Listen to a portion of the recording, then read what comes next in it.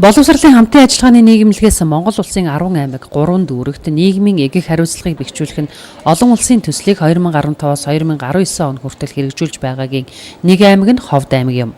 Уг төслийн хүрээнд Ховд аймгийн Жаргалан сумын 12 жилийн 2 дугаар дунд сургууль, 6 дугаар дунд сургууль, 7 дугаар сургууль, Булган сумын 12 жилийн 1 дугаар дунд сургууль, Манхан, Мөнхайрхан, Цэцэг, Чандман, Ховд, Мянгад сумын 12 жилийн дунд сургуулиуд олон нийтийн оролцоот сургууль дэд төслийг хэрэгжүүлэхээр болж байна.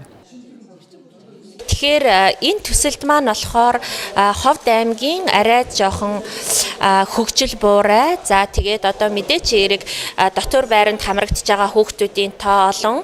За элсдийн ерөнхий шалгалтаар бас аймагта арай жоохон доогуур үзүүлэлттэй байгаа. За тухайн сумын бас иргэд олон нийтэд ажилгүй бас иргэдийн тоо нэлээд өндөр хувийг эзэлж байгаа. Ийм 10 одоо сумын яг одоо эцэг их иргэд олон нийтийг сургуулийн үйл ажиллагаанд татан оруулах гэсэн ийм одоо санааны үндсэн дээр төсөл маань бол боловсруулагдсан байгаа. Дээрх төслийг хэрэгжүүлэхтэй холбогдуулан нийгмийн эгэх хариуцлагыг бэхжүүлэх нь олон улсын төслийн зохицуулагч Бүрэн Жаргал, боловсролын хамтын ажиллагааны нийгэмлэгийн менежер Наран Туянаар, аймгийн засаг даргын орлогч Уран Жимгээр ахлуулсан орон нутгийн төслийн багийнхан мөн орон нутгийн хэвлэл мэдээллийн байгууллагын төлөөлөлтөд уулзаж хамтран ажиллах талаар санал солилцлоо.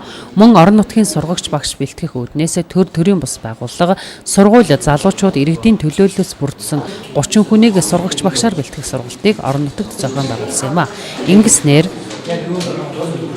тэдгээр сургуулиудаа зөвлөн туслан, дээрээс нь очиж ажиллана, альва уулзалт одоо арга хэмжээнүүдийг зохион байгуулахад хамтран ажиллахын ингэснээр бас ямар нэгэн үйл ажиллагааг Ховд аймагт зохион байгууллаа гэхэд боловсролын салбараар тогтохгүй бусад үйл ажиллагаануудыг зохион байгуулахад эдгээр хүмүүс манаас хамтдаа баг болж ажиллах ийм чадвартай хүний нөөц олж бүрдэх байхаа гэж бодож байгаа. Энэхүү төслийг Монголын залуу үеийнхэндээ хүртээмжтэй тэгш хамруулсан чанартай боловсрол олгохын төлөө үр нөлөөтэй түншлэлийг хөгжүүлэн бодлогод нөлөөлж боловсролын байгууллага оролцогч талуудын чадварыг бэхжүүлэх зорилгоор хэрэгжүүлэх юм а.